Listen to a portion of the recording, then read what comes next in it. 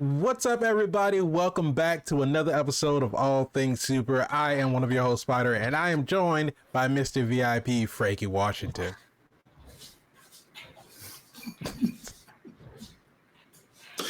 Ta-da!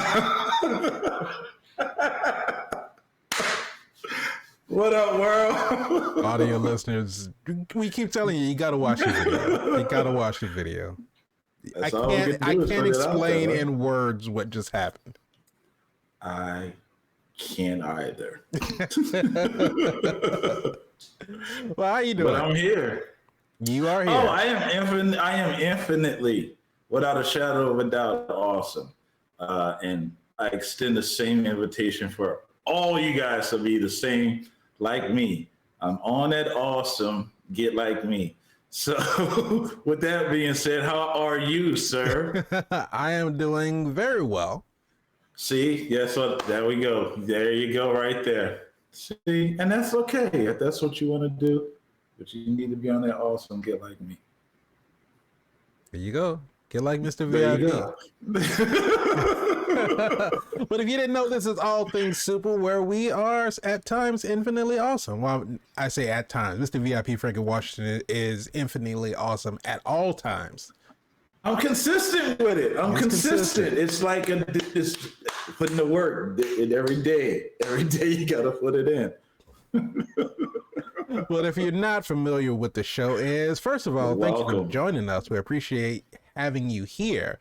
But every episode, we take a piece of superpower TV, movie, even trailers. We watch them, review them, react to them, break it down, and we answer the question, is it super? Is it? Is it? Is it? Is it?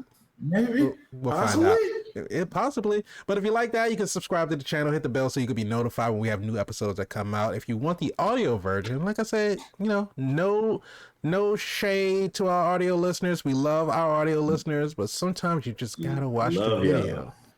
If you can. If it's possible. If you can. Don't do it while driving. I was just about to say that. If you're driving, don't watch the video. Just listen to the audio version. It's a lot safer. Yeah, please don't. But if you are partial to the audio podcast.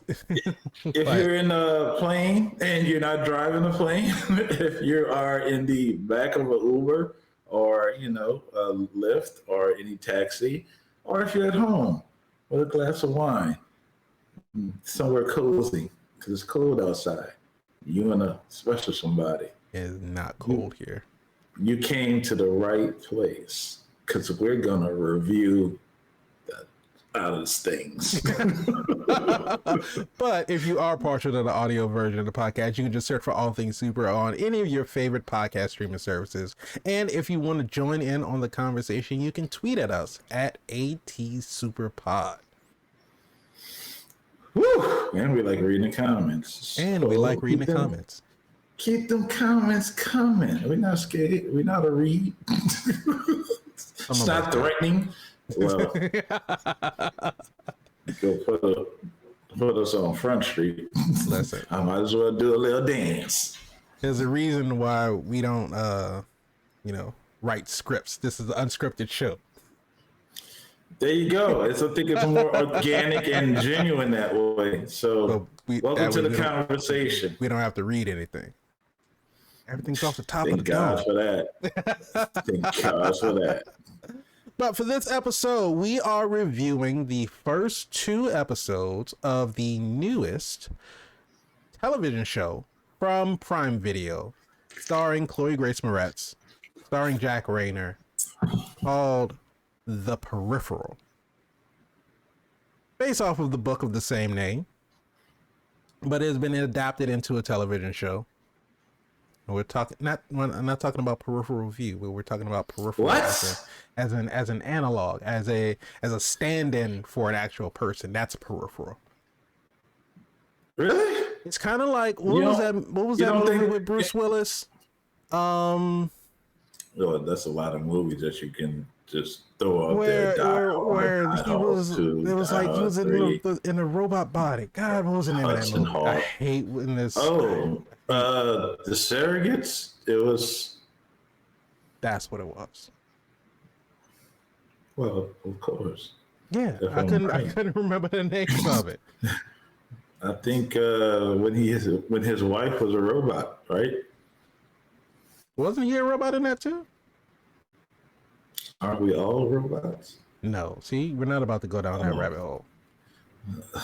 Is a rabbit a robot? So, I'm gonna stop you right there.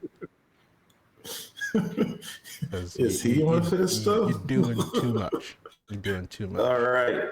So, as you look that up to see if a rabbit's a robot, I'm going to talk about this peripheral. I think they could have possibly meant both. Because let me explain why. And before we get into this, you know what I have to do. So if you enjoy it, sing along with it. If you don't, cover your ears with this now. 5, 4, 3, 2, 1. Which is a spoiler warning. The official spoiler warning if you haven't seen the new Amazon Prime Videos original content based off the book of the same name, Peripheral. That's me reading. See how bad that is? Then you want to go ahead and get out of this video right now. If you stay any longer, you're going to get your feelings disappointed, hurt. We're going to spoil it. We're not for you. hurting nobody's feelings, man. What you talking about? I mean, if they want, I'm not going to leave. He's not going to make me leave. I'm going to stay here and listen to, because I'm going to listen. He ruined the thing for me. I don't even want to watch it now. He's going to say it too much. I ain't even think about it like that. I'm looking at it in a different way. I don't want to see it in that perspective. Is that your voice for the internet? Well, that's the voice they use in the show. What show? Tell me I'm wrong. Yes, they had a little southern twang on it. No, I wholeheartedly agree that there's a southern twang going on, but that's okay. That You just said that's not what I had. No, that's not what you had. I don't know what you had. It's a lot of tang. There's a lot of lemons. It's tangy. It's the tangiest. Where are you going with this? Anyway, what I'm saying is there was an accent. We heard it, and that's what I was not apparently succeeding in replicating. But we got two episodes that came out, episode 1, episode 2. But basically the show takes place in the, I guess, not so distant future, about 10 years from where we are current day. She had a regular coffee pot, so they obviously can't be that far in the future. I mean, I would think for a coffee pot, that'll be the most modern thing if we were in the future easily to do. I mean, we know how fast that technology can progress, but we also know how, some things just kind of stay the same. We thought that we would have flying cars by now. Back to the Future said we had flying cars in 2015. Here we are 7 years after that. We still don't have flying cars. Man, it takes Amazon a long time to deliver a package, don't it? I ordered a flying car. I think they call it a drone. I don't think you can ride in a drone. Clearly, you haven't seen what's outside lately. I haven't. They got flying cars. Can you afford a flying car is a question. That's a hard no. They got that's an Iron Man suit out there too. But we see that even though we still have a regular coffee pot, we do have technological enhancements and advancements that they show throughout the first 2 episodes. So it shows that we are in the future. I agree. We have a new, basically there's this new form of virtual reality where it seems to be more advanced. The games that the people are playing, or the virtual reality environments that the people are going into, is a lot more realistic. There are actual haptic sensors that you can put all over your body to have more of sort of a deep dive into that sensory feel while you're in the environment. So there are some, leaps and bounds as far as technology is concerned, but a lot of the stuff is still also the same. So it's not like it's so far in the future where everything else is different. Yeah. Right. At least I the appreciated it, honestly. It was a nice middle area. Yeah, but at least the present day portion of the show, because we also get the future part of the show where they're in 2099/2100, so they're a good 60 years in the future, that is more futuristic, of course, Of to where course. you I was can thinking about those wave streets. your I was hand. like, when it rains, that traffic's going to be a nightmare on that slick road. I was like, that's crazy. It That's is. a little too slippery for me. But if you're interested in the show, and you're just wondering if you want to watch it, basically the synopsis is that there's our main character who is Flynn Fisher. She is sort of she's a gamer. She's very She's skilled a gamer. at playing games, and so much so that her brother Burton has her to play in his avatar. And she's so good that Burton gets noticed by this company that wants him to sort of play test this new peripheral, basically this new piece of technology that's like a higher form of virtual reality. And so Burton knows that he can't do it himself, so he has Flynn to do it. Flynn goes in, and she basically is in a Burton avatar.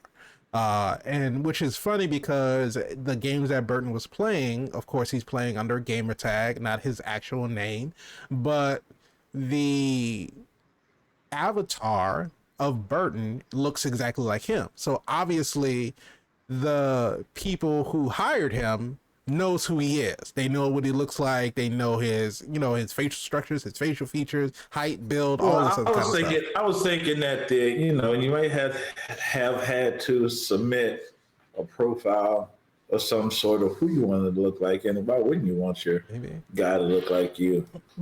But it That's never what I said thought that for. he applied for it. It just said that they sought him out. Because This they is said also true. because he said that he was the only person that reached level 100 on whatever game. 107. Well, yeah, Well, Flynn reached 107. she did. There you go. Yeah, Flynn reached 107 because Flynn even called him out and said, "You never got past level 80." He was like, well, "Yeah, but somebody logged into my account and made it past 107." I want you to know something, Spider. All this is great groundwork that they're laying. It's very realistic in the sense, very believable in the sense where it's very grounded. And I'm going to point out why that's important later on. But go ahead, finish your thoughts. So Flynn's a little iffy about this company that just kind of contacted Burton out of nowhere, talking about they're gonna pay him to test all of this stuff, and she doesn't really want to do it. But their mother is sick. Their mother has some form of cancer. It's rendered her blind, and we find out that Burton's been sort of stealing her medicine. So they need money because they need to get some more pills. It's very expensive, which does not surprise me. Even in the future, American healthcare is not the greatest. So they can't afford her medication. So Flynn reluctantly Hey, takes up what? we love American healthcare. It's the greatest. So Flynn takes up the offer to test his system out. Flynn goes into the Burton peripheral. Is basically just a standard, like we said, avatar of Burton. She's going. Flynn is piloting the Burton avatar, and she has this voice in her ear, sort of instructing her where to go, what to do, and she's following all of these instructions. They meet a woman, and the objective is to Game on. That's the objective. Here we go. the objective is to woo this woman and to have her take Burton home. And so Flynn, lays some lines down, does some smooth talking, and Yes, sir. gets a woman to take him home. They're in the car, head back. We see that there's this robot chauffeur where the voice So cool. who the voice is, we find out later that the voice is, if I can get the name for her. Shout out to the team that said yes, we will call him Mr. Ice. As a Mister myself, I can understand how important being a Mister is. It's very important. So we find out that the later on in the episode, we find out that the voice in Flynn's ear is a woman named Alita. And so Alita basically tells Flynn, this driver is this woman's protector. And if anything were to happen to her, it's going to try to kill you. Pretty much. It's programmed to protect her at all costs. And so little do we know how soon we're going to get that paid off, because they get into the car. Alita tells Flynn that there is a vial in your pocket. You're going to crack the seal. You're going to put it under the woman's nose, knock her out. And so Flynn does that. And as soon as the woman sniffs it and she starts to like woozy nod a little bit, that chauffeur was just like reached into the back seat, pulled Burton's analog to the front seat, and just started punching the shit out of him in his face. And like we said, Flynn's a very skilled gamer, so Flynn has the knowledge and the ability to be able to fight back. The chauffeur pulls out a knife and is trying to basically kill Flynn. Yeah. Trying to bring out that So Flynn gets the better of the chauffeur, puts a knife on the steering wheel, hits the brakes, makes the robot impale itself with the knife. How creative! Very brutal. Was that scene? Very creative, very violent. And so Flynn takes the car, brings it back to Alita. Mission complete. And so like a boss. So Flynn gets out of the what they still think is a simulation. Flynn gets out and Burton is like, how was it? And Flynn was like, it's so real. It's really like, I don't know what they did, but it seems like it's really real. Like I was really there. And so Burton was like, well, you must have impressed them because they want you to come back tomorrow. And so they forwarded the money. Flynn goes to, and then we get introduced to a whole cast of characters. So we have Corbell Pickett, who's like, because they live in like a small rural town that we find out, and like Mr. VIP Frank Washington said, they have southern accents, so they're somewhere in the South. It's way better than mine. It's okay. I can live with. So we don't get to, I don't think we get told exactly where in the South that they are. But apparently could it be Mississippi? I don't know, but apparently it's not too Alabama. It's not too far from Tennessee. That we'll find out, and we'll tell you why we find that out in a minute. But so Flynn goes to this bar. Basically, there's these guys at the bar that they sell bootleg drugs, prescription drugs. So Flynn just wants one pill. Flynn wants just one pill of this medicine for her mom. One a day. That's what she need. That one a day. So she's trying to go about tomorrow. We're worrying about today. Right, just one pill for the day. She said she was going to come back with more money tomorrow to buy the whole bottle. So they give her. Now listen, unless all these were dollars, how much does this pill cost? Because she had a little knot. It looked like she had about 10,000. Well, we saw that she withdrew, I think, $1,000 out of the ATM. Okay, I didn't look that close. I don't be looking over people's shoulders. Yeah, and so that also goes into the futuristic technology of the show, because when she went to the ATM, normally you put in the card, you have to put in your PIN number with everything, but this was like retinal scan. Yeah. So biometrics for ATMs. Way of the future, maybe. I don't know. Whoa. But so she's trying to buy a single pill. The dudes don't want to sell it to her. They're becoming like real assholes about it, and they're like, well, we'll give you the pill, maybe you could do something for us, trying to be like real sleazy about it. Yeah, And they're so sleazy. I wonder how many times they work though. who knows? But Never, while it's never worked. while that's going on, there's a patron who's in a bar, a man who is missing both of his legs, missing one arm. He comes out. He's clearly inebriated. He's real drunk. He's coming out. He's like, you know what? Just give the woman what she's asking for. It's like, I'm not trying to cause a problem. Just give her the pill. So third guy comes out. They have this little standoff or whatever. Flynn's like, look, y'all don't want this smoke, and Pretty much. so the guys are like, oh, Shout out to Flynn too, because he was looking for a wheelchair and he came out like a boss in right.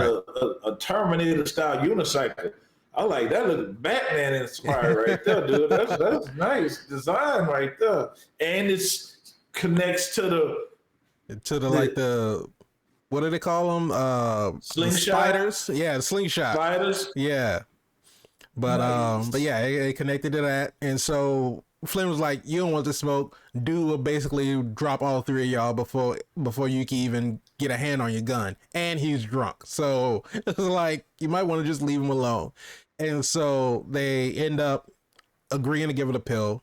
So she goes home. Turns out the guy's a friend. His name is Connor. So Flynn hitches a ride home with Connor, goes back home, gives her mom the medicine, goes to bed. Next day, goes back into the sim. Burton. Well, yeah, because she found out the truth that her brother wasn't stealing pills and Well, it's not he was that actually even. giving her the extra pills and she was in pain because she wasn't going to do it again after did I jump? I could have jumped. I know she was reluctant to do it at one time, and I think it was after the I second think it was time. there after the second time. But when she came back from getting the pill, she saw that. I think she saw that the reason that the brother was still in the pills because he was in pain. Because apparently we find out that he was a part of a military unit, and it seemed like he had some surgical implants that was put in his body, probably for whatever war that they had. But so Yeah. I'm guessing it was causing him pain, so that's why he was taking the pills. So she goes back in for the second day, and after she goes in, she wakes up, she's on the table. She's in an operating room and she has no idea. She can't move. She can't do anything, but she just hears Alita basically kind of monologuing, trying to get her to uh, train herself to withstand intense amounts of pain and It's trauma okay, and dude. stress. Words are hard. But so basically, Alita instructs these doctors to rip out the eye of Burton's avatar.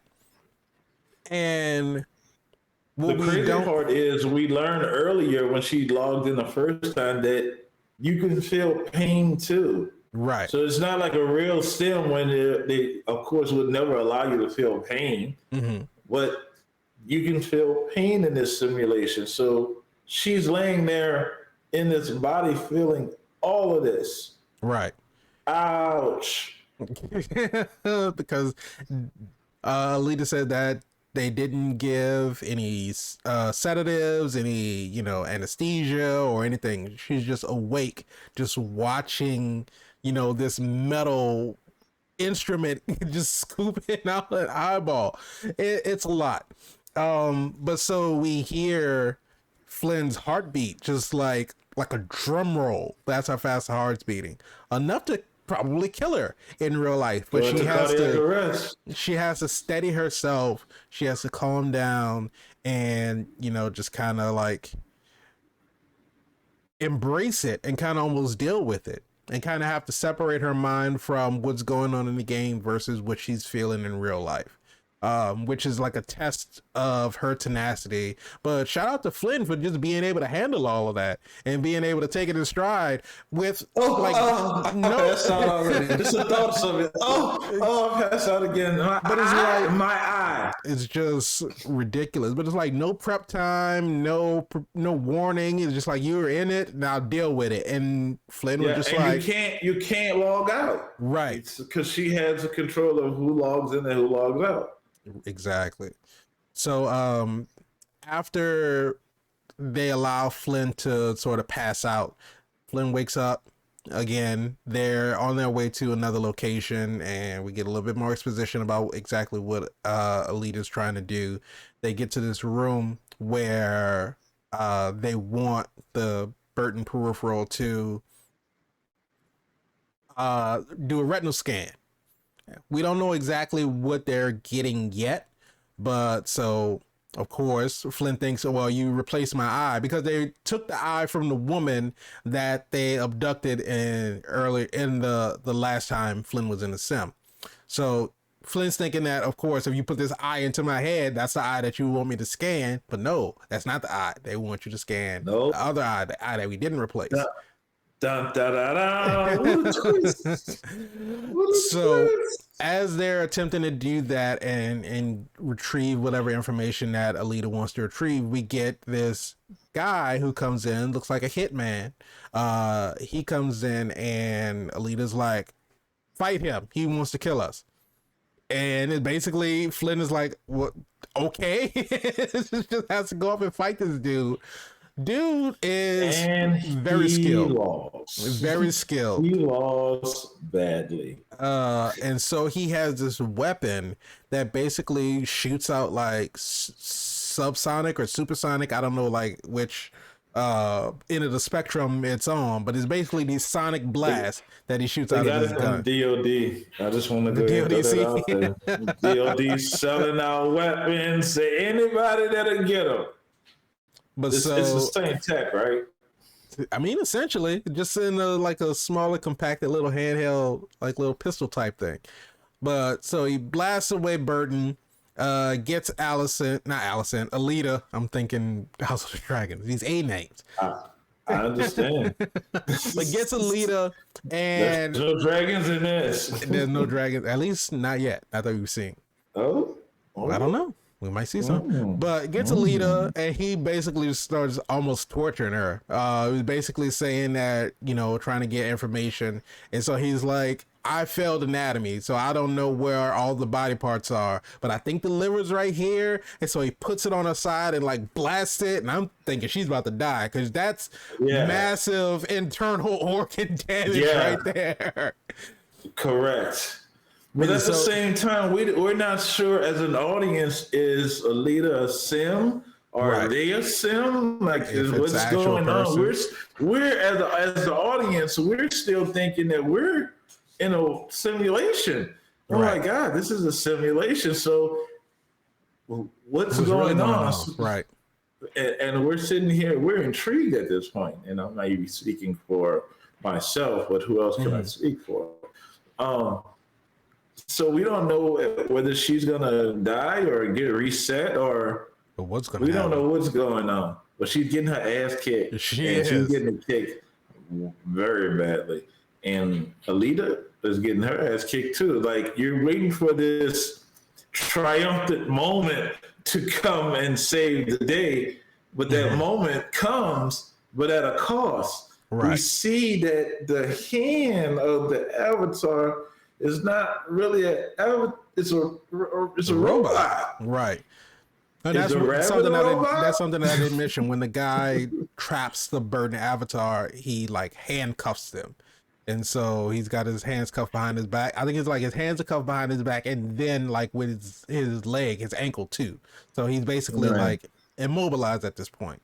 But yeah, like you said, so Flynn basically, we think that what it looks like is how we see in movies where if a person is handcuffed, they kind of like break their thumb in order to squeeze their hand out of the cuff. And that's what it looks like at first. But then when the hand comes out of the cuff, all the skin comes off with it. And so it's just a robotic hand. And exactly, you're thinking to yourself, because I'm thinking to myself, like, why would a simulation have an external robot skeleton? Right, because What is going on? to our knowledge at this point, it's all virtual reality. Yeah, it should be ones and zeros under there, Right. not hard code. This is crazy. So it's like, continue, because I'm intrigued. But Drink so that wine. the Burton Avatar comes to Alita's rescue and they get into the fight again. And while they're fighting, Alita takes off. Alita's got no love for No Flynn. loyalties. No loyalties at all. Alita runs off, hops into the elevator because I don't even. dude was I about don't to even think sonic she blast her looked back. brain. She looked back Yeah. after she hit the button in the elevator. That's what she looked back. Well, She was waiting for you the door gotta to wait till it close. come up. You got time to kill. I might as well go ahead and make sure you ain't chasing me. And I'm Right. gonna go ahead and hit the lobby, and I'm gonna go to the garage, and I'm gone. So 'Cause- after all of that said and done, Burton's Avatar, Flynn, dude takes the little sonic blast gun, put it up against his chin, and just blows it. And so that's just like scrambles everything. But in the midst of that, after And that's the only way she was able to get out. She was like, never again. I'm good. right. But in the midst of them fighting, the guy who I'm looking at the IMDb list, cast list, his name is Daniel. So Daniel's asking Flynn, but technically he's asking Burton's Avatar, like, who are you? What is your name? Why are you helping her? But of course, Flynn doesn't give up any information or anything like that because Like a real soldier. because technically they would use that information because Daniel says we can break you down and find out who you are. He was like, you don't have to say anything, but we'll find out where you are. We'll find out who you are. Because he knew Burton's, he knew Burton's username, his gamer tag. Because he called him, whatever ice, I forget what the whole thing is. Ice Trader Joe's? No, not Ice Trader Joe's.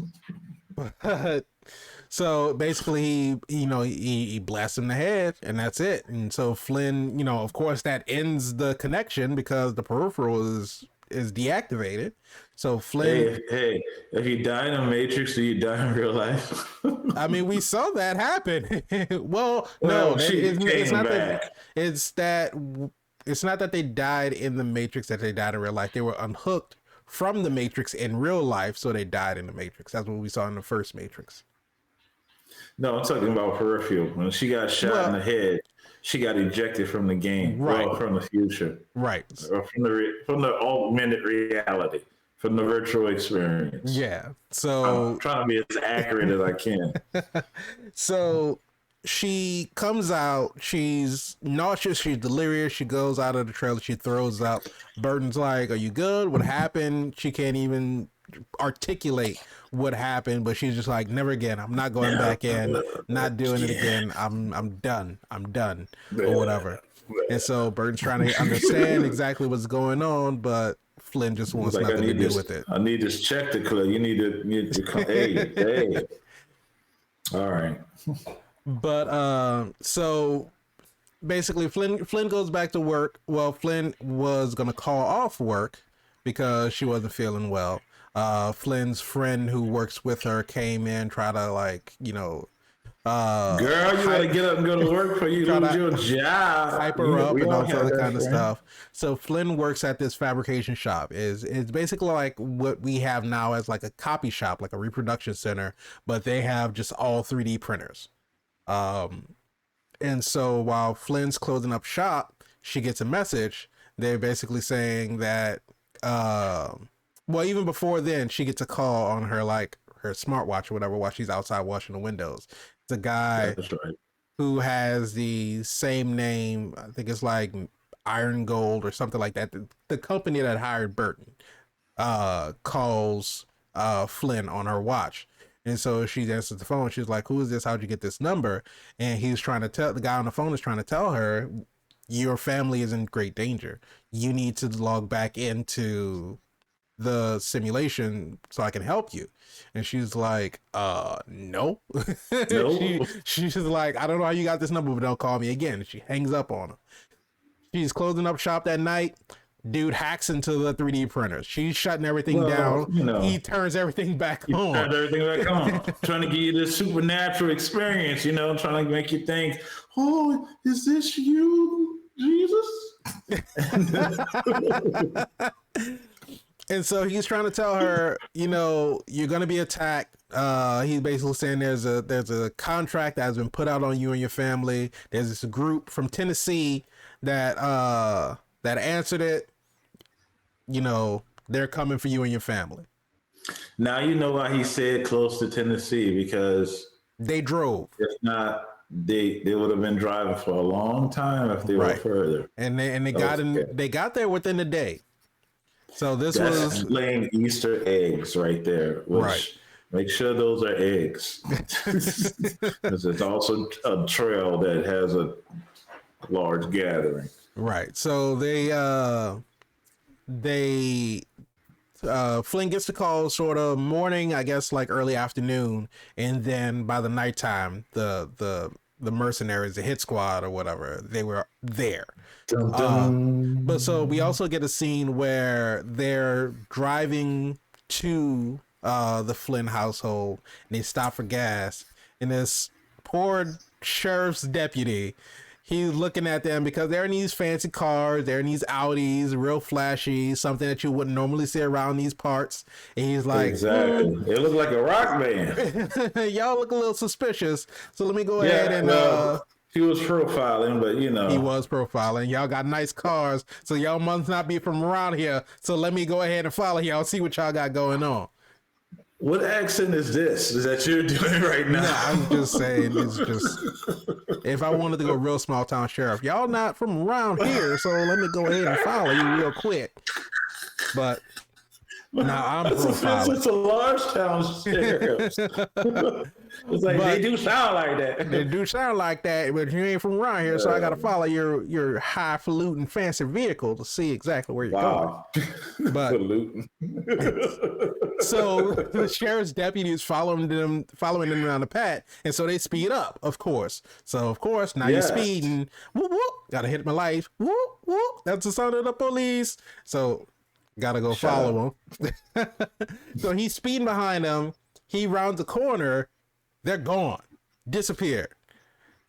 And so he's like, all of it, because I was like, I know they didn't, but they had what is good? Because again, remember when I said earlier how he had it not that far to the future? Right. Make sure they're breadcrumbs. This is what I'm talking about, because it was so much not that far to the future when you saw this new tech. Oh, they in the future. They do it. This she can have the same old coffee pot. It's the future. That tech exists, and clearly it's above some people's pay grade, but it's out there. The cars are able to go camouflage. So camouflage. The sheriff's deputy pulls off to the side of the road, and he's like trying to figure out exactly what's going on. Guy shows up from behind him with a gun. He's like, "Hey, how did he get the drop on like that we're watching? Like how?" So he instructs the officer. He's like, "Put your gun down." He's like, "Stand out in the road." And the cop asks him, he's like, "Why?" He said, "Because I'm going to shoot you if you don't." So cop just walks out into the road, and he's just standing there, and we hear a car approaching, but we don't see a car approaching. And then all of a sudden, bam! Cop blasted by a car. Hit and run. Can't make it look more accidental than that. Here's what the ticker is, Spider. When we decloak the car, there was zero damage. Not a single dent, nothing. I was expecting the windshield to be broken, so it's not only invisible, it is impenetrable. It's crazy. Welcome to the future. Welcome to the future. This is some tech we haven't seen. I'm holding this. God damn it, what's going on here? It's nice. Yeah, so we see that these cars have cloaking tech. The guy gets back into the car. They drive off. They cloak their cars and they disappear. So this was during the day. So we fast forward to the nighttime. Again, we said that Flynn is closing up shop. They're trying to get the callers trying to get Flynn's attention again, try to warn her and everything. So she takes it a little bit more serious this time because obviously something's going on. If I'm shutting these machines down and you're turning them back on and you're talking to me and everything. So Flynn rushes Jesus? home. Jesus, is that you? There's a ghost in the machine. Flynn rushes home. She finds Burton around a campfire with all his military buddies, all his homies, and so they're talking about Connor. They're talking about Connor. They're saying that they feel bad because whatever happened to Connor that made him lose his legs, lose his arm, they were partly responsible for it because they knew something had happened and they knew something was going to happen and they let Connor go in there anyway.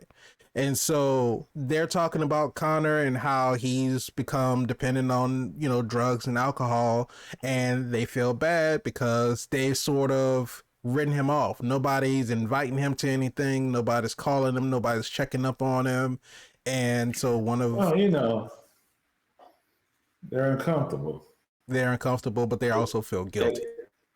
Yeah, that's what I'm saying. That guilt makes you feel uncomfortable. Like, right. It's hard to look at your decision and knowing how his life is. You can see it. You can see his life. Shout out to the actor that's playing the role too, because you can see he's been through it. Yeah, he's lost two legs and an arm. Clearly a troubled person.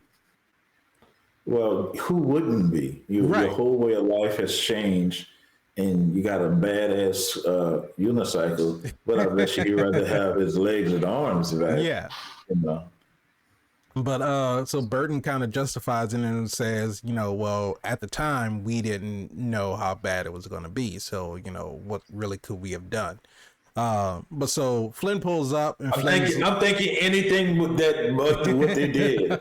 Right. Anything else that would have yielded a different result, probably was the better option. Flynn pulls up and is like, look, we got a problem. We have a hit squad. Somebody's coming to, attack us. And so they laugh it off. They're like, not paying her any attention, talking about, you're making stuff up. It's crazy. All this other kind of stuff. And I think she said that you're a woman. You don't know what you're talking about. Like, why would they believe her? Like, I mean, they really have no reason to believe her. Yeah, but right? I mean, it's like, they know. Okay, dude, if you came to me and say, Mr. VIP, Frankie Washington, we got zombies coming to our area right now. We need to batten up the windows and the doors and find whatever weapons we could use to stick them in their cranial area. I'm just supposed to be like, come on, stop, let's do the show. Come on, let's do the show. It's not like it's not coming from a source I don't know. It's not coming from. It's your sister. Like she's never talked like this before. Right? She's never just come at you. Oh, it's just the girl that cried wolf. There she is. There's Flynn talking about those mercenaries again. Talking about those mercenaries. Here we go. Just another Thursday. Because I think she said that somebody put a $10 million hit out on us and they accepted it, and they were like, was it $10 million or was it $10? It was like, what? It's like, why? They would never. Nah, we're not worth that much. And so they're paying for efficiency, right? And so so of course she's trying to appeal to Burton. Burton is like, it's all about the sim. Something's going on with it. Apparently they say that I saw something that I shouldn't have seen. All this other kind of stuff. And so Burton finally takes it serious. Talks to one of his friends. I think his name was Tommy. I think it was Tommy. So ask Tommy if he still has his drones, because apparently they roll with drones. So Tommy gets his drones out. He's looking at his tablet. They're surveying the area, and lo and behold, what do you know? You got about like in the night 12 heat signatures just creeping through the woods, and they're like, "Oh shit, they got people out there." And so, so that was what they in episode 1. So we get in episode 2. Episode 2, of course, spoiler warning. Episode 2 picks us up right where episode 1 left off. But we find out that not only are Burton and all of his friends all military buddies, they're vets, but they also all have cybernetic enhancements. They're able to That's like right. sync up and like synchronize themselves with each other to be able to see what each other sees, and they have like timers and all this other How kind of cool stuff hidden in is their, that for in their skin. military tech, right? Right. That makes you. Oh my goodness! It like Think gives about that. it's a new level of nonverbal communication. Oh my God! It's almost telepathic. It's. Hey man, you don't want to mess with somebody that well organized. Like, Right. whew, And scary. so we don't know how and Flynn made the comment where she said that she was going to check on her mom and everything, and Burton was like, "Oh, can you grab me that 6-pack while you're there?" And she said, "Well, if you're too drunk to get it yourself, you're too drunk to have it." So obviously they had been drinking, but we get into this, like they realize that they're under attack, they all spring into action. So however much they have been drinking doesn't make a difference. They're not Oh, rusty. that's out the They window. are Right. well-oiled machine. They're well planned. They give out assignments. Everybody knows what they need to do. They hack into the other drones. They see that the mercenaries have their own drones. They hack into the drones. He's like, I don't need, a group that's ready to go fight. I need some drunks sitting around a fire. So they're all pretending to sit around a fire so they can get the drone to like make it seem like that's where they are, hack into it. It's crazy. So Burton tells Flynn to go, get mom in the basement, but this is after Flynn has already given her mom her sleeping pill. Mom's knocked out. All the way. Mom's not waking up for All nothing. the way. So firefight ensues. They are just on point. They take these guys With out the glizzy, they with on no point problem. with the glizzy. Just like da da da da da da da da. They lose track of a couple of them. These other two sort of get a perch, and they got him pinned down with this LMG. Connor comes out of nowhere on his. Da da da da da da. He comes revving up, and he got his SMG that's on the side of his wheelchair thing. He takes him out. There's one guy rolls up into the house. Flynn is about to take him out. Flynn clocks him in the back of the head. She looks for a gun, pulls out a shotgun. The guy corners her. Flynn pulls up the shotgun, doesn't shoot though, and says, "Put down your gun." Mercenary is about to blow Flynn away, but luckily Burton has an angle on him, snipes him through the window. So we see that even though Flynn is this skilled gamer and she won't hesitate to, kill or, defend herself in the game, that doesn't translate into real life because Flynn's not ready to take a life. Flynn was willing to give the guy the opportunity to put his gun down before, she killed him. So, that may come into play, later on down the line as we get into further episodes. Strongly come into play, and it shows the difference between her and her brother, who's military trained, and she's gaming. Those are exactly real. You're great in the game. I'm great in reality. Right. This is fun for me, but this is not reality. The reality is this is how my team would move. And Right. you can see we're very efficient, probably more efficient than you in the game where it matters. Now, in the real world, you're just a girl who has a shotgun and you're scared to pull the trigger. And they could get you killed. But thank God he was there to save his sister and his mother, because I'm pretty sure the contract that came from the future said family. Anybody associated with Scorched earth, I think, was the term that they used. So that means anybody in the vicinity, family, not family, dogs, cats, poodles, birds, puppies, squirrels, turtles. That mechanical robot rabbit, that one got to go too, because he got a camera in the eyeball and it snitches. Excuse me. Everything burns. So good thing he was there to save the day, because now into the shit of it, because they got mercenaries coming to the house what's going on? So the only way to get answers now, we got to go back into the Matrix. Oh, I mean Gotta go. what did They what do don't they even. call? It's not really a name. They just got to go back in. Just got to go back into. I mean, at this point, Flynn still thinks it's a sim, Well, you're right, because it's not until we go in this time when she discovers her avatar has changed. and now The other one has been destroyed. right. And so now it's an avatar of her. Hello. So they clearly know about her. Remember, Right. she didn't submit anything.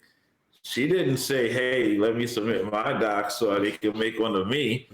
She's blown away. Like, how did y'all get this code of me? How did it? And now she's starting to question, this ain't really a simulation. What is this? Something else is going on.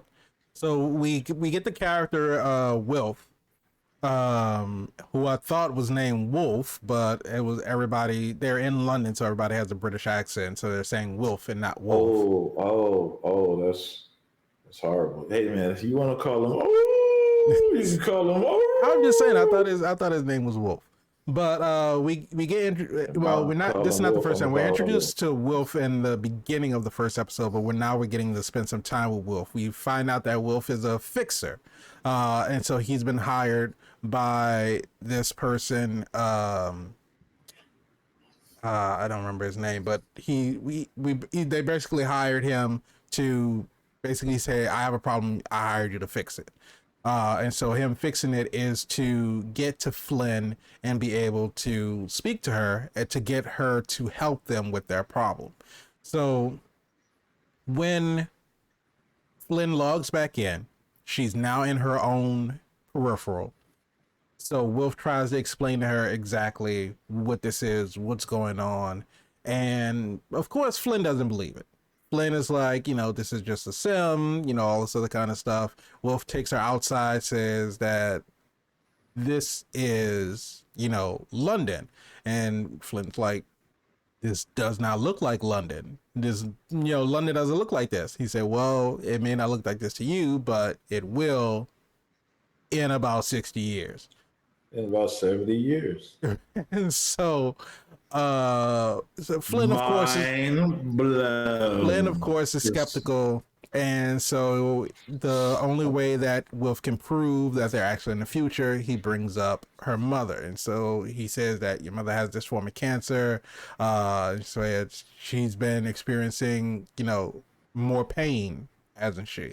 And Flynn's like, what are you talking about? And so he tells her that I think in 4 weeks that her mom is going to die. And so he pulls out a newspaper that has the obituary of her mother. And so she's like, what, how? She's just like, you just see, and shout out to Chloe Grace Moretz and just her acting and just trying to like process all of this stuff in this moment right now. And so Will says that like we can save your mother. We have a this drug that can save her. And it's like we can cure her. We've already sent it to the pharmacy. And Flynn says, well, we can't afford, they call it Pharma John. That's the pharmacy. And he said, don't worry about it. We already wired the money. And so it's just like just skepticism after skepticism. Like, you're telling me that that my mom's gonna die. You're telling me that I'm in the future. You're telling me that you sent this drug that will cure her back to the past, and you wired the money I already paid for. It's like it's like I don't know. And so if Will says, we need your help, and so Flynn is basically like, I'll think about it. I'll give you my answer. So, but of course, she has to find out if this is true. What do you say? What do you say to that? Do you say that you're here to save the world? No, you got stuff to do. I got stuff to do, man. I can't be, I'm just tired of you guys, sending people to my house to try to kill me. So we got to get that figured out. And so Will basically says, we have to act quick because they'll keep sending people. So whatever you're gonna do, we need your answer. We need it fast, unless you want another team of mercenaries coming to your house trying to kill you. And so Flynn was like, okay, just I'll be back. So Flynn has to log out. Burton asks, well, what's the update? Will they tell you? And he's basically saying, well, we need your opinion. Well, like we didn't want to move without talking to you first, without understanding what's going to happen. So they got a pile of dead mercenaries. There's like a bunch of dead guys over here. It's like burning them is an option, burying them is an option, but they got to do something with them because it's just dead bodies. And so Flynn says bury them. So they're like, all right. And so he's like, well, where are you going? It's like, I got to go into town. It's like, for what? It's like, I'll tell you when I get back. He's like, but you can't go alone. It's like, all right, well, send somebody with me. So they send Connor. Connor rolls out. Connor wants to be invited to stuff. Now, don't get me wrong. I think there's a little between Connor and well, can I say that? Is he allowed to love again? You don't think so? No, I think they're just friends. You're just saying that because a man got one arm, huh? No. Oh, man, no, because you know what? Like Tommy is the police officer, the deputy who's about to get married. That's who Flynn is in love with. Oh, so you want to break up an old happy home? I'm not saying that I'm breaking up a happy home. I'm saying that it's established in the show. It's established in the show that Flynn has feelings for Tommy because her best friend is telling her, is like, her best friend was the one that was telling her, yeah, make your move. Like, this dude's about to get married and you're telling me to go tell him how I feel about it. And like, I just want people to know this before you make your move, before they get married, there's an engagement process that still should be respected. Okay, right. They're together. Just because you're going to catch them before they say I do, they already did. They just are doing the paperwork and the ceremony. Right. When he got down and said, "Would you?" When she said yes, that was them doing it. Really, I'm just saying. Okay, so no happy homes to be broken since they didn't officially have the ceremony. This is the first of a room for? Okay. But to be fair, Flynn doesn't do it. Flynn doesn't approach him. Flynn doesn't call him. Flynn doesn't talk to him. Shout out to Flynn. Real. Not Flynn, to do that. At least up until this point, Flynn's not trying to break up a happy home. I can root for that. But so Flynn picks up the medicine, comes back, and Flynn gives it to her mom in the hopes that this cures her. Second thoughts. Without By telling the way, her Burton, mom did consent. Yes, her mom did consent. No, she did not have a conversation with her brother. But she did ask her mom. She was like, has the pain been getting worse? And so her mom was like, well, who told you? She's like, I didn't want to burden you with my problems about me getting worse because I didn't want to take a minute of your joy. I didn't want to take a minute of your life away by, overloading you with stress and with worry. That's so motherly.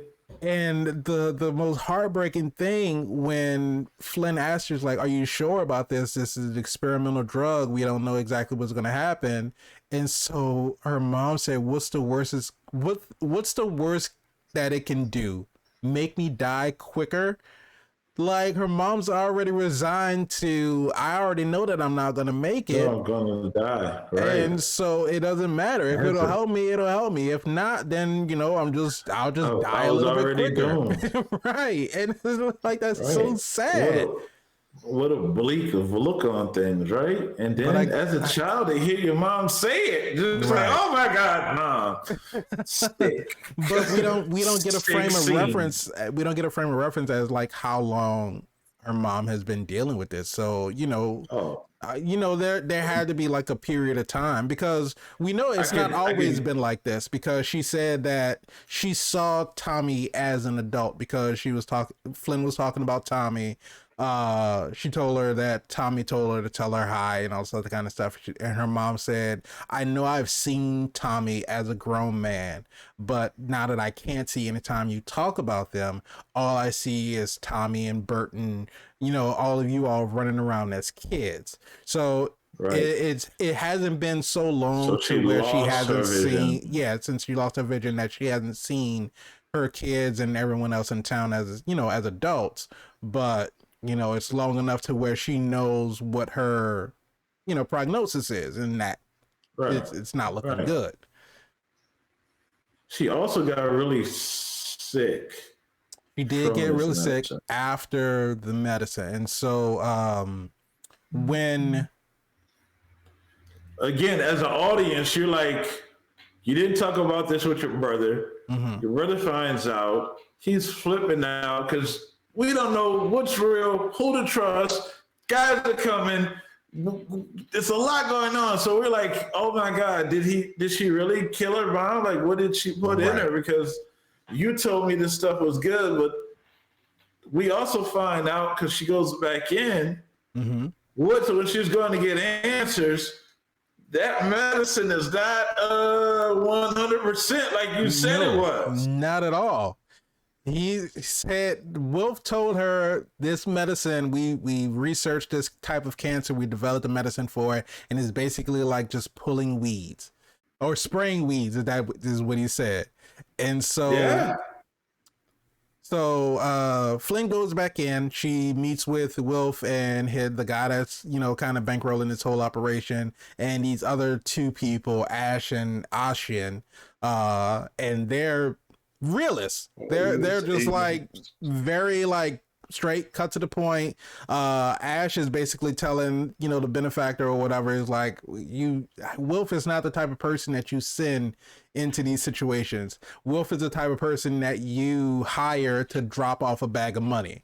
Like he's basically like he's good to be a messenger, and that's about it. So Ash is not very very confident about Wilf and his skills.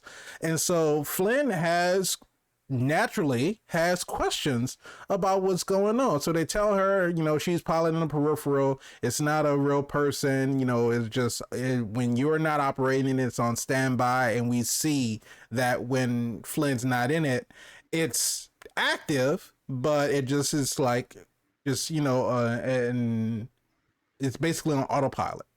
Um, so Flynn has questions about how all of this works, and so the benefactor basically says we hired Alita to find out information. Well, she was working for this company, and she had access to information on basically your world, your timeline. And they went into the explanation of not necessarily time travel, but how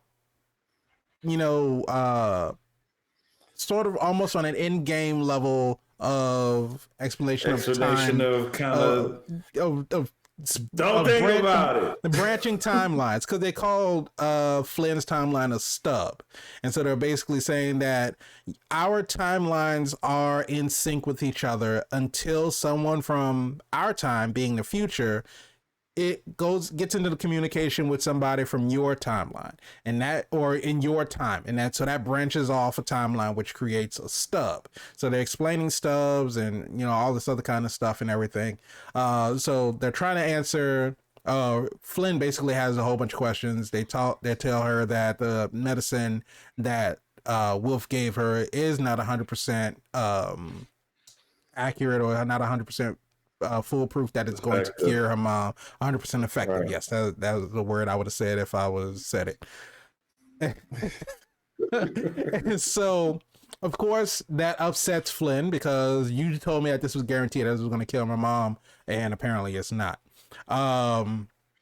So they have this long conversation. They get out of Flynn gets out of the sim, and she's talking to Burton now, and so she's explaining everything to Burton. Burton's trying to understand exactly what's happening, and Flynn's like, you wouldn't even believe me if I told you. And so he's like, try me. And so she tells him, she was like, well, it's not a sim, it's actually London, and you're not in, a virtual reality space. You're actually piloting an avatar. It's a robot and all this other kind of stuff. So he's like, I don't see, why this is something that'd be hard to believe. She's like, well, it's in the year 2100, so it's in the future. So he's like, all right, so that is like, that's where, That's what it is. but it is what it is. So she tells her about the medicine. We've learned now that when my sister says there's a mercenary team coming, then there's a mercenary team coming. So I know when she tells me something, I need to believe what she's saying, because she's not just saying some bullshit. There goes Flynn again. All that future talk. All that London talk. But so she tells Burton about the medicine, and so Burton is like, well, obviously we're not going to give it to her, and Flynn's like, well, I already did it. And so Burton is like, you what? He's like, you don't know who the hell this dude is, you don't know what he's trying to do, and he just gives you some medicine and you're gonna just give it to her and not even like second guess it. And so Flynn's basically saying, she's dying, and I want to do something to try to save her. And so again, my heart melted. I was like, just trying to say, oh, mama, come on, man, come on. And so they said that also they're sending us $250,000. Yeah, that part. And so Burton was like, well, how the hell are we supposed to get $250,000? He said, if that money hits my account, I'm going to lose out on my Social Security. And so Flynn said, well, yeah, they know about that. So they say that they're going to figure something out. And so they cut to they're at the bar, and their cousin just wins the lottery, $250,000, and he's thinking, he's like, oh, I'm lucky, Lady Luck is with me tonight, I'm buying beers. Well, he didn't buy beers for everybody, but he's like, oh, this is like the happiest day of my life. And both Flynn and Burton are just kind of sitting there like, and so their cousin is saying, well, like, this is luck, right? And they're like, not really. So they say, unless you had some trip to the future and, all this kind of. Burton was like, hey, yo, chill. You loud right now. Just keep it down. Now, here's the thing. You really think because you're my cousin and you telling me this money came from the future, I'm just supposed to just let you have it? Yeah, I don't know. You tell them to come from the future and tell me this, y'all, because that's what my numbers. I played 22, 12, and 78, and I hit. So I play the same numbers for 15 years. Yeah, and it hit. You gonna try to tell me this y'all money? I can't see that going over very well at all. I don't know. So, but because of the dynamic they have, but yeah. But so while they're sitting in the bar, of course, all eyes are on them because their family just came into a lot of money. So Mr. Pickett, who seems like he's the person that runs the town. Now, we didn't talk about Mr. Pickett. Mr. Pickett made himself known early. Mr. Pickett is actually over the drug dealers that were selling the fake pharmaceuticals. Well, the one-a-days. So it's not fake pharmaceuticals. They had the one-a-days. So he was kind of upset, not because he sold the one-a-day, the little crew, not because they sold the one-a-day at a discount. It's because they let paraplegic. He's the guy with the one still arm. got one. Well, they let Uno get the drop on him, and he was upset about. Well, he got one arm. Yeah, I know. So he's upset because he said you're embarrassing me in these streets. When you look weak, that makes me look weak. Me look soft. And the way he got that message across, because he told the young man, I need you to be quiet, close your mouth, open your ears, pay attention. I'm about to learn you something. but the way he taught it was to take a shot and right there. Pour that drink in that glass. He's like, Heath Ledger, you know what? Go ahead, take a drink. You look thirsty. God mode. He put that glass up to his lips, take the back of his head, bow, just all is busted. All of this got glass in it. Like all of this, like you got a glass stash under your lip. You got a glass stash under your lip. And then I don't know. Take him to the bathroom, get him cleaned up. Clean that shot. That's what Dino Brown would have said. Man, that's messed up. You see, this man is not the one to be trifled with. He's not to be played with. And he just see that y'all won the lottery. So I'm pretty sure, like any guy that runs a town, you're going to have to pay taxes twice. Right. One for the state and one for what Mr. Pickett say you owe him. And if you don't pay, well, Glass Stash and his boys will come pay you a visit. But so Pickett buys them around, and of course they're trying not to arise any further suspicion. So Burton is just like, smile and wave, be nice, thank you for the drinks. So they raise a glass to him, and Flynn already doesn't like Pickett. So Flynn raises a glass and then she spits in the beer. It's like, I don't give a shit. So wow, just wow. So later on, take that disrespect, and I think we all know that. So later on, Glass Stash, he can whistle. Yes, Glass Stash. He can whistle with his lips closed. That's a nasty visual. That's nasty visual.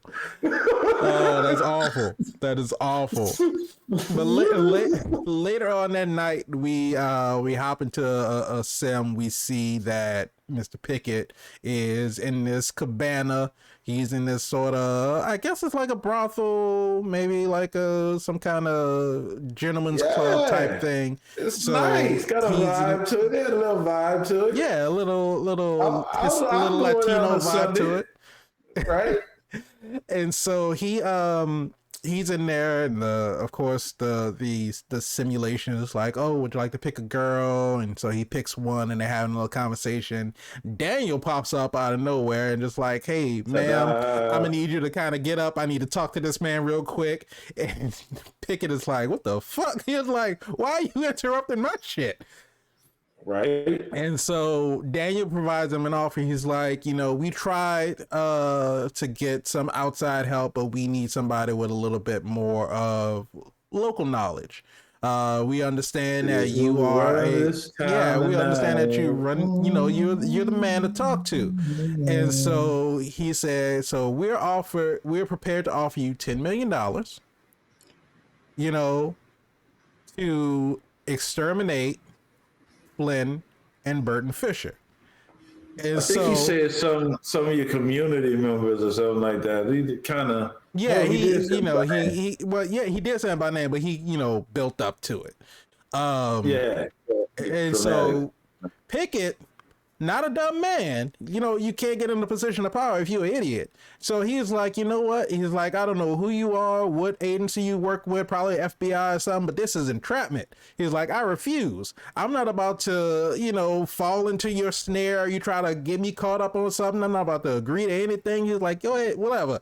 In simulation. So he hops out of the simulation, but he's also pissed because obviously he was prepared to get some kind of lap dance or something because he had a full haptic bodysuit on. He started ripping the pieces off. He just mad. He took that crotch off too. I was like, they gonna go there? They show the hell did. All right, show the hell did. Show. So you knew it was about to go down.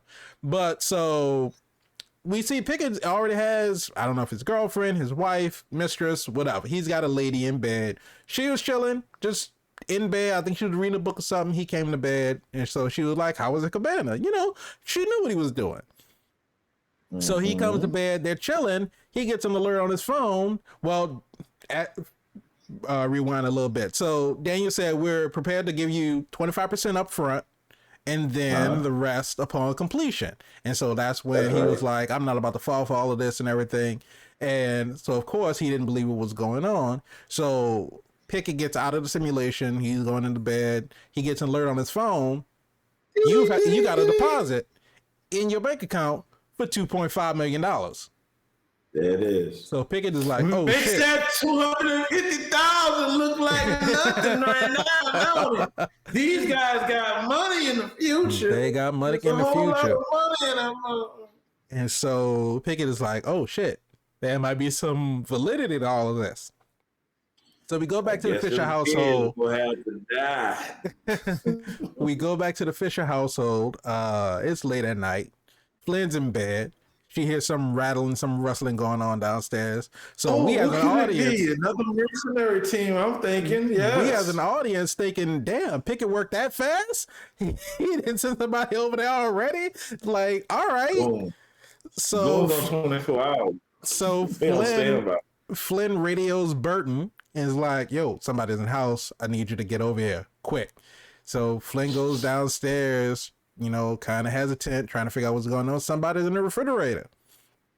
And so we hit the lights. That's some nonsense. Somebody breaking your house. And then they in your refrigerator. Trying to eat your leftovers. Making a big ass sandwich and shit. Yeah, that's crazy. So they gotta go.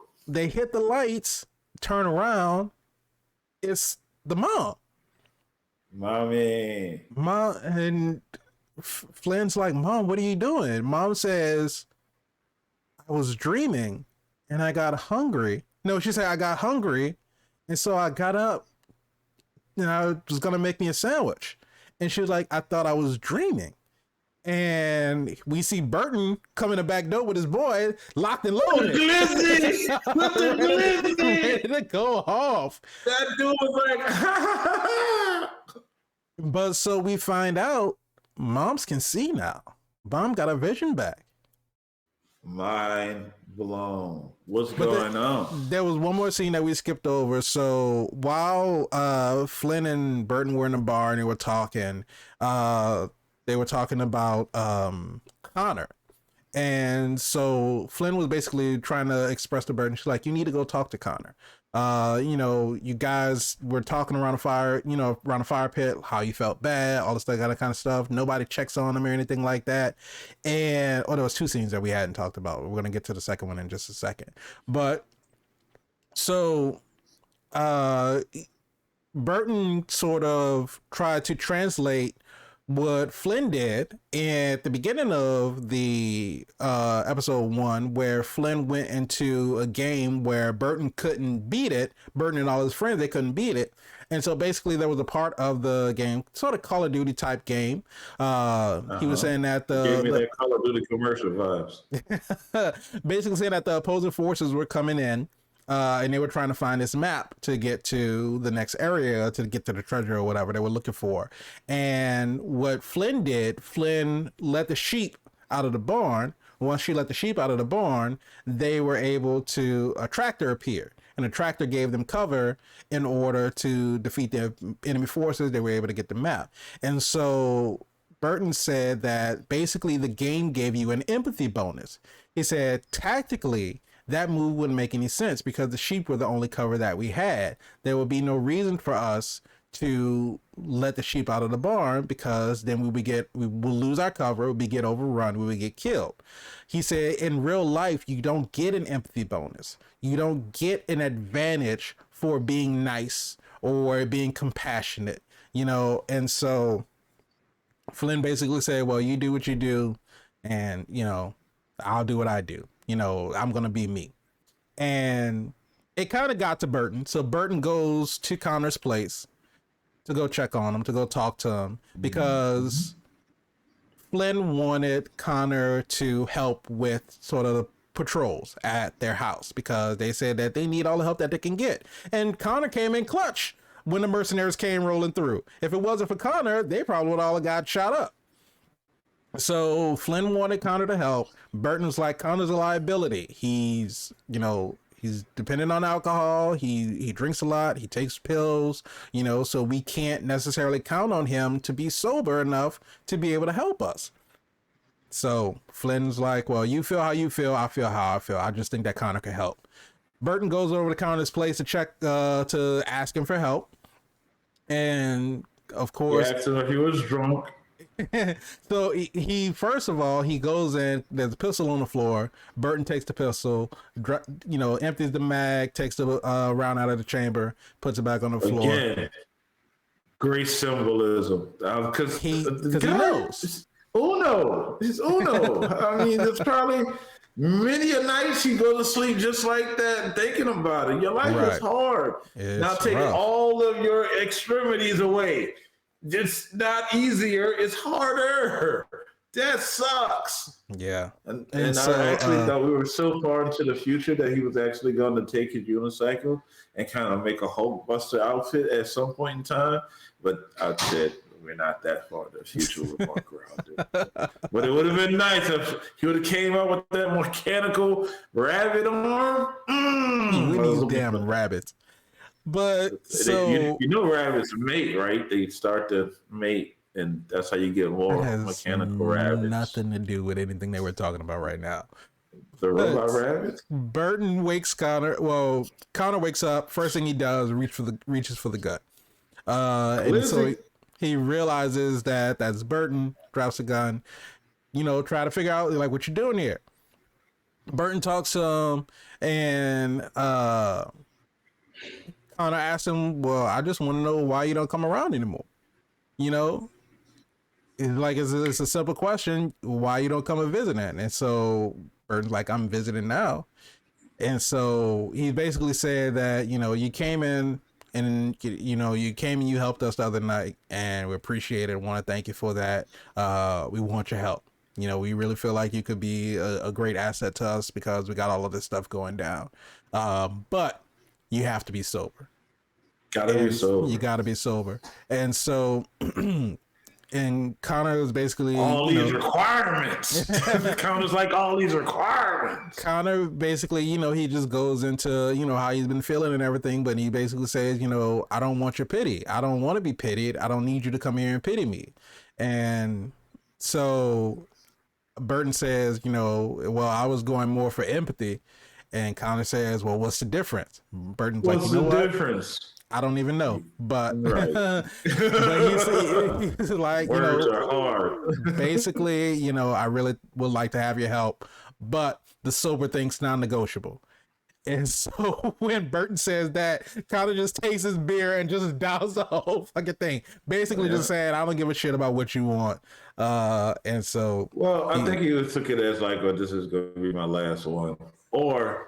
You're absolutely right. I don't give a shit what I took it as you coming over here after however long of not visiting me, and now you want me to help you, but now you're telling me that I gotta be sober and to come help you. It's like I just think that at that point he's like, no, like you said, he didn't want to be pitied, so I don't want to because I came and helped you out. Now you want to come and be my friend? It's like, no, I don't want your pity. All these stipulations on boy, you don't get out of here. You don't want to see my hand where my hip be at, Will Smith.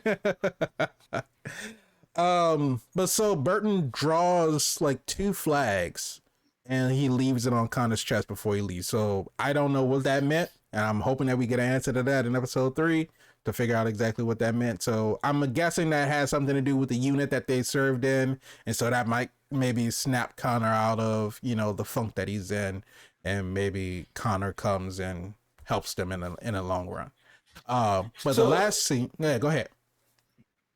No, I was saying, so the end of the episode, we get to see that moms can see now.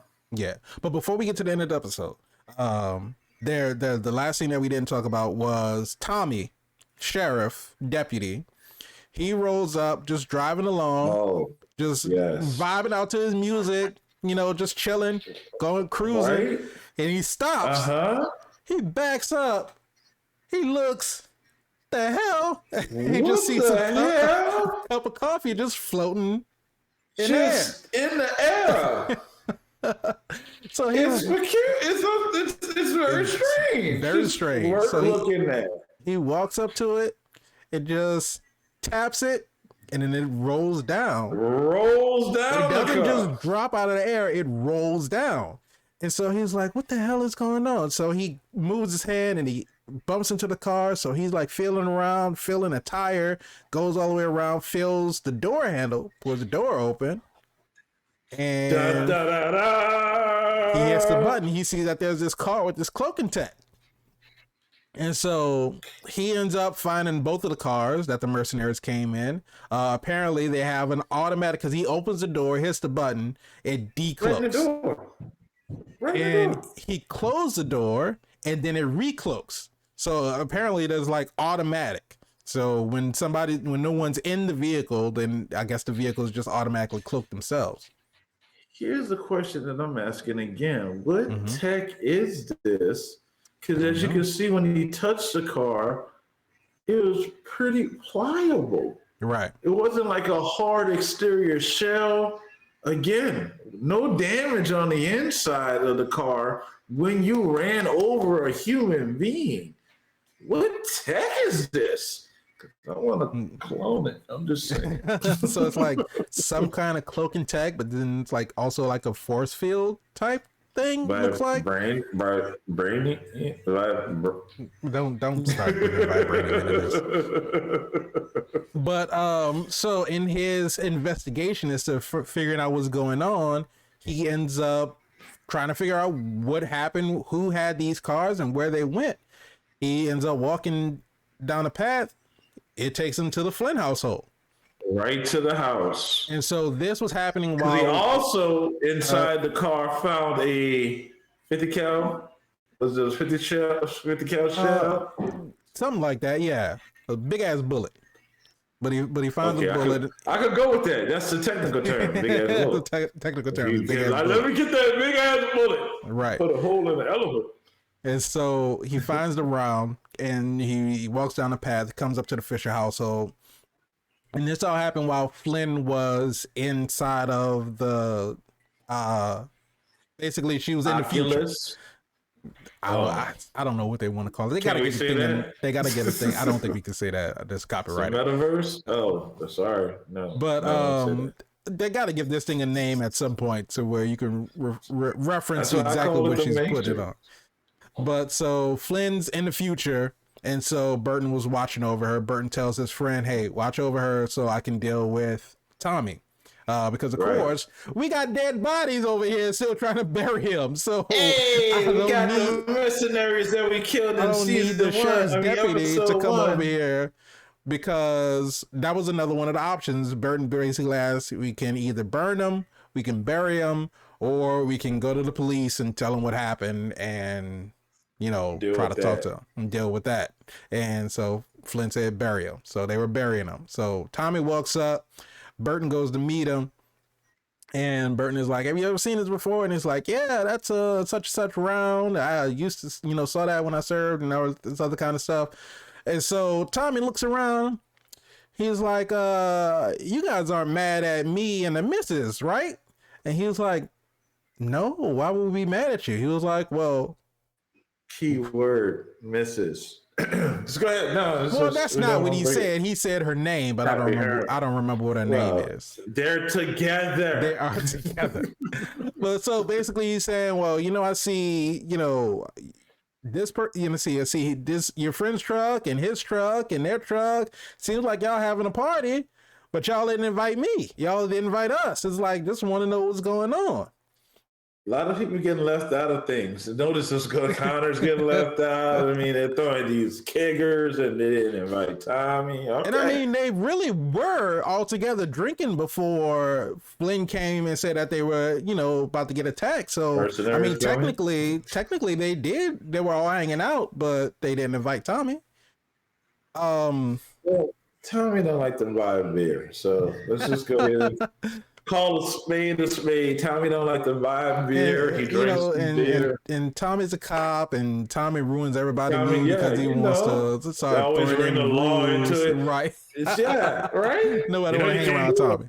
That's against the law, right? Oh my God, Tommy, we're just talking. The fire pit is in regulation. I'm about to write you a citation. They're like, man, get the hell out of here. Damn it, Tommy.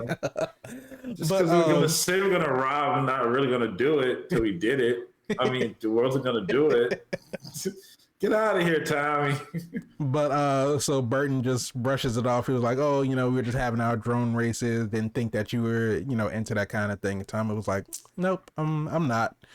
So they get rid of Tommy. Tommy goes on about his way. But Tommy clearly suspects something. Yep, Tommy ain't no fool. Tommy's been not invited to a lot of stuff, so he's got time to think about things. To figure out. He got time to investigate.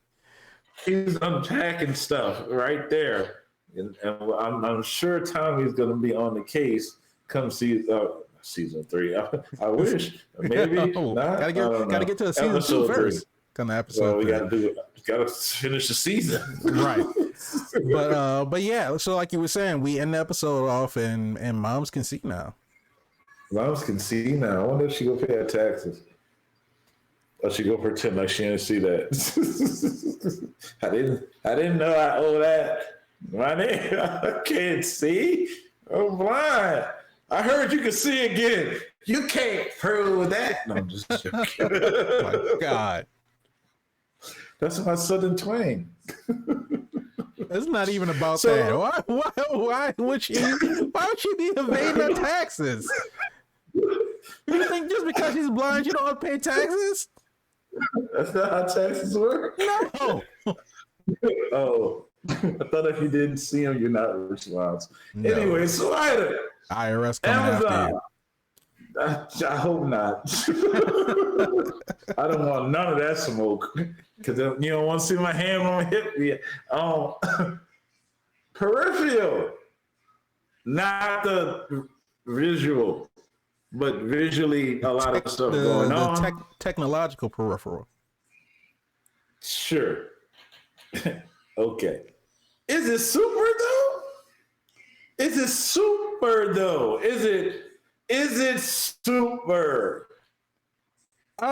I'll say this. So breaking down the 2 episodes, I will say that going into, because of course we did the trailer reaction and we had all of these questions about exactly what was going on, because of course the trailer didn't really give us much, so we didn't exactly know. We didn't talk about a lot of things. We didn't talk about the simulation butlers that had no face that actually got his information or got her information. Mm-hmm. And if it wasn't a simulation, why did they gather that information? Right. Is that really what the future is? You go somewhere and they need to learn your name, and now you're in the system as far as their system, because we saw a reference later on when he was getting champagne or not getting champagne. They called him Mr. Ice.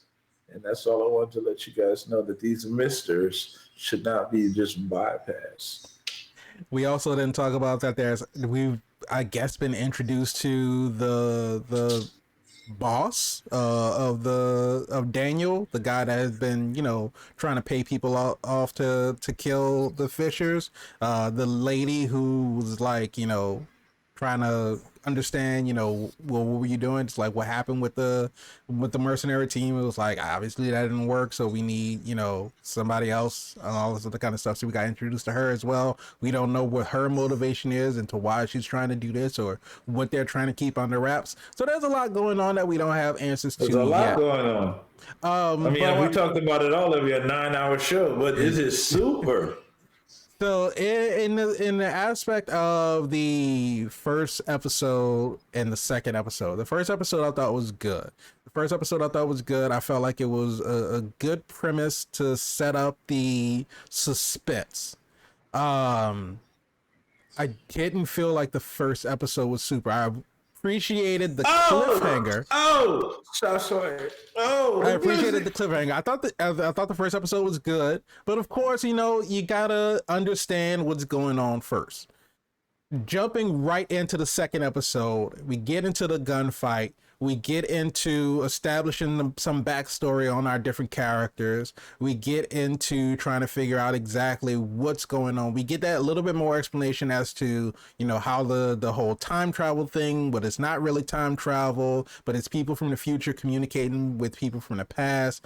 And all of the reoccurring thing exposition. With Amazon Prime? What? Because Prime had the Tomorrow War.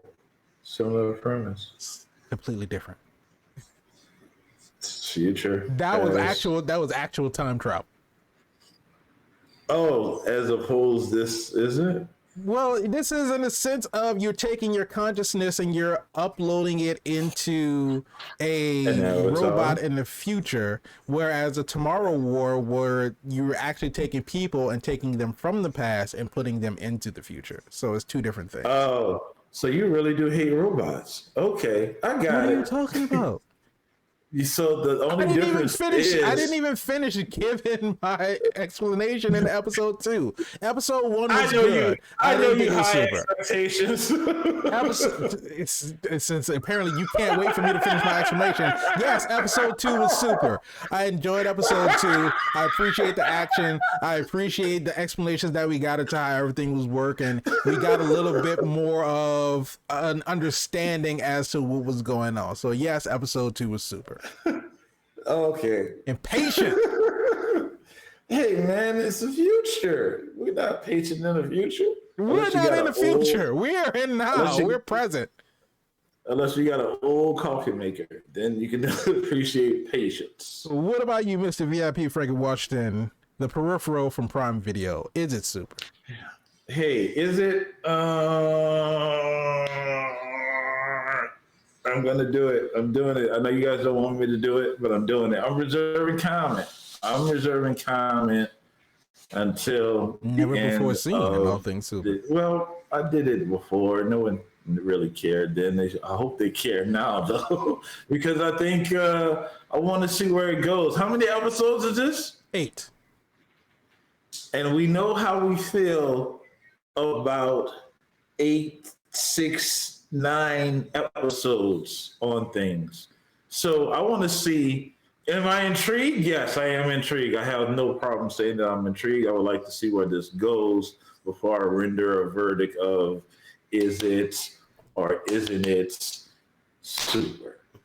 But I'm interested to see how it goes. I'm into the story. I'm into the tech. You guys know I love cyberpunk, futuristic type of whatever. If you didn't know, now you know. And I'm looking to see where the storylines goes and how far are we going to go into this future and how far are we going to see just different aspects of the world building and the storyline is still going to line up. Are these decisions that we're making going to make sense? Are our motivations are going to make sense? Who else is coming from the future that's going to contend with us in the past? We're going to see the dynamic duo get together again, which is Uno and Connor coming together with what? He's the one. He has to be. He's the one. Well, I'm glad you agree. So I'm looking to see where it goes, but I'm gonna hold my thoughts on whether it's super or not. But okay, let's go. Let's see. All right. What's wrong? Well, there you have it. Let us know in the comments. Let us know in the comments. You'll know. I'll let you know at the last episode. There you go. Let us know in the comments what you thought about the first 2 episodes of The Peripheral. Also, let us know what you thought about this episode. But remember, if you like the video, go ahead, hit the like button, subscribe to the channel, hit the bell so you can be notified when we have new episodes that go out. Remember, if you want the audio version of the podcast, you can just search for All Things Super on your favorite podcast streaming platform. And if you want to join in on the conversation, just tweet at us at ATSuperPod. And we love reading the comments. We love reading the comments, but we can't read the comments unless you leave a comment. All right, so get in that comment section, leave those comments. Tell us what you think. Don't just leave a comment. Before you leave a comment. Before you leave a comment. But you could even say bye. I'm leaving. Bye. I mean, it is respectful to say goodbye before you leave. We say bye every episode. Like right now. Bye.